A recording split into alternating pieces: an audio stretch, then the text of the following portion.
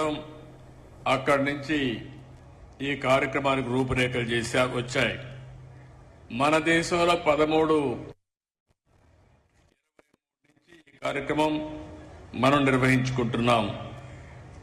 ఈరోజు మీరు ఒక్కసారి చూస్తే కార్మికులంటే మనకందరికీ గుర్తొచ్చేది ఫ్యాక్టరీలో పనిచేసే కార్మికులే.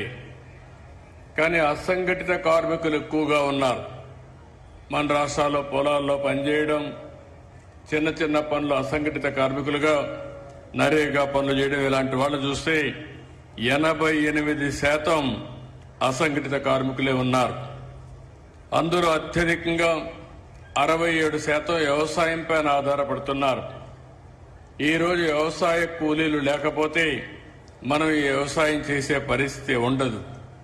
అందుకనే గవర్నమెంట్ ఆఫ్ ఇండియా కూడా ఈరోజు నరేగా కార్యక్రమాన్ని తీసుకుని ఎవరైతే ఇలాంటి పేదవాళ్లు ఉన్నారో 100 రోజులు పని కల్పించే కార్యక్రమానికి శ్రీకారం చుట్టారు. ఒక చరిత్ర.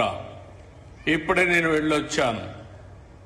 ఒక భవన నిర్మాణ కార్మికులు మంచి కళ్యాణ మండపం కడతా ఉంటే, కమ్యూనిటీ హాల్ కడతా ఉంటే పోయి చూసి వచ్చాను.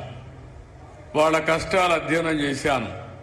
మంచి మధ్యాహ్నం కూడా ఎండలు విపరీతంగా ఉన్నాయి. ఇక్కడ కూర్చుంటేనే చెమట్లు పడుతున్నాయి.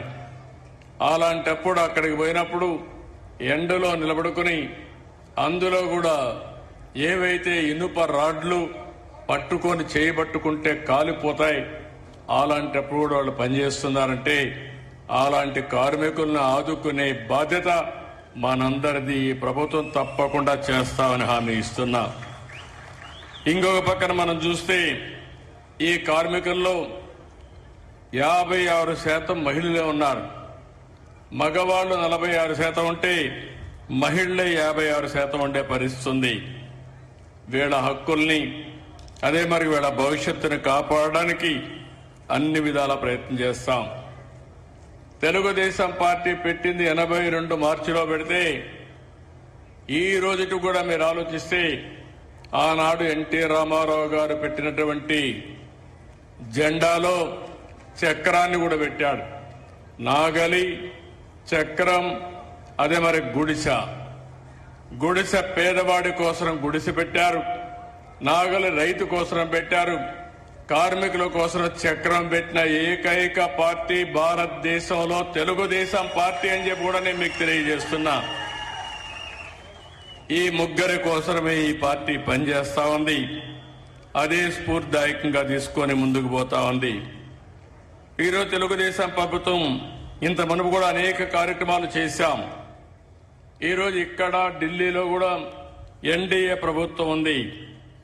ఈరోజు ఎన్డీఏ ప్రభుత్వం ఎవరైతే కార్మికులున్నారో, కర్షకులున్నారో వారందరికీ న్యాయం చేస్తాం.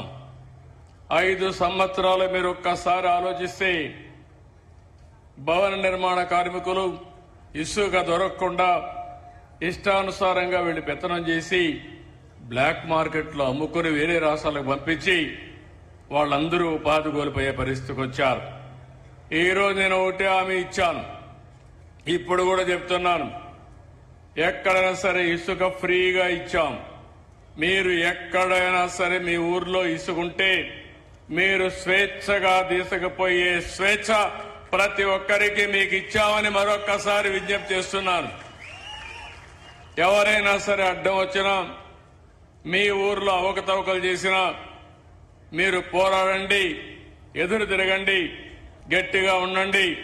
నేను అండగా ఉంటానని మరొక్కసారి మీ అందరికీ హామీ ఇస్తున్నా. ఈరోజు గవర్నమెంట్కి వేల కోట్ల రూపాయల ఆదాయం వస్తుంది. నేను ఒకటి ఆలోచించాను, భవన నిర్మాణ కార్మికులకు పని కావాలి, కడుపు నిండా తిండి తినే పరిస్థితి ఉండాలి. అంతేకాకుండా భవనాలు కడితే ఎంతో మందికి ఉపాధి వస్తుంది, సంపద పెరుగుతుంది. దీనివల్ల భవిష్యత్తులో మళ్లీ ఆదాయం వస్తుంది. అలాంటి కార్యక్రమానికి రూపురేఖలు దిద్దాం.